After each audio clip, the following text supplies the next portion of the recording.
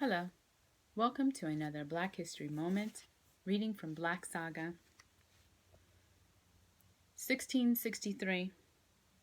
Bonus offered for slave purchase in Carolina. Proprietors in the Carolina colony offered a bonus of 25 acres of land for every male African slave purchased by settlers and 10 acres for every female African slave. Slave conspiracy reported in Virginia.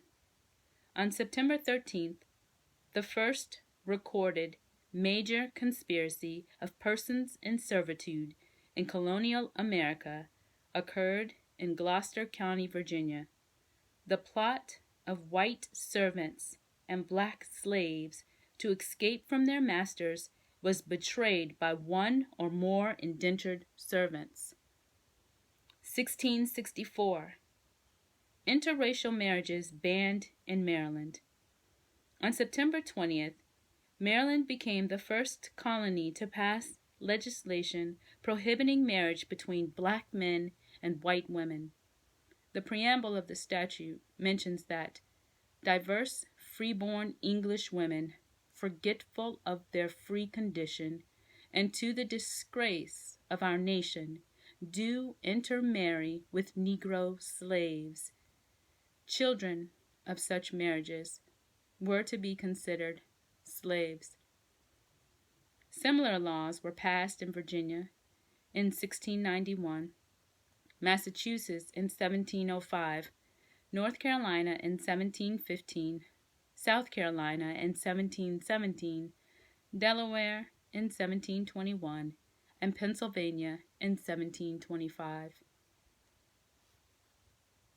Slavery recognized as legal in New York.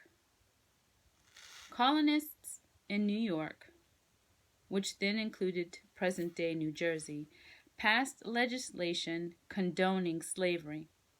In the New Jersey area, English land proprietors not only authorized slavery, but strongly encouraged it by offering a head right of up to 60 acres to any settler who brought a slave into the colony.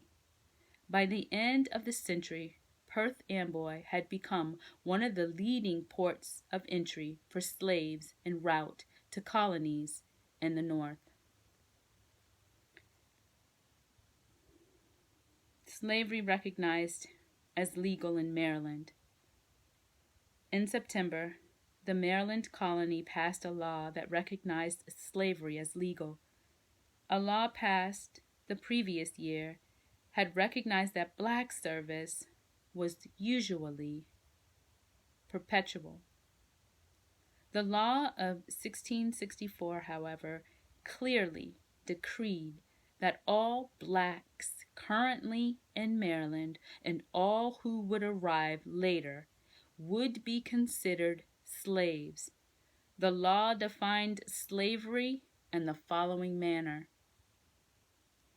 be it enacted by the Right Honorable the Lord Proprietary, by the advice and consent of the upper and lower house of this present General Assembly, that all Negroes or other slaves already within the province, and all Negroes and other slaves to be hereafter imported into the province, shall serve durant vita, and all children born of any Negro or other slave shall be slaves as their fathers were, for the term of their lives, and for as much as diverse freeborn English women, forgetful of their free condition, and to the disgrace of our nation, do marry Negro slaves, by which also diverse suits may arise touching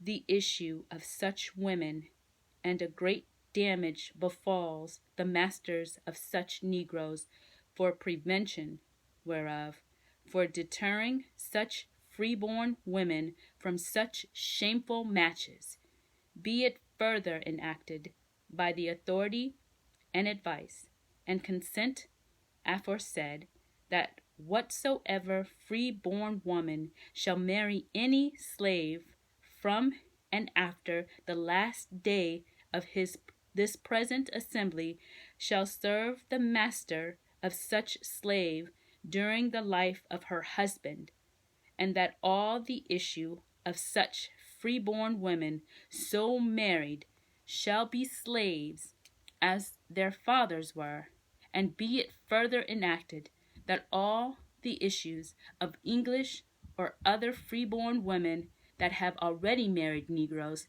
shall serve the masters of their parents till they be 30 years of age and no longer. Thank you for listening to this Black History Moment.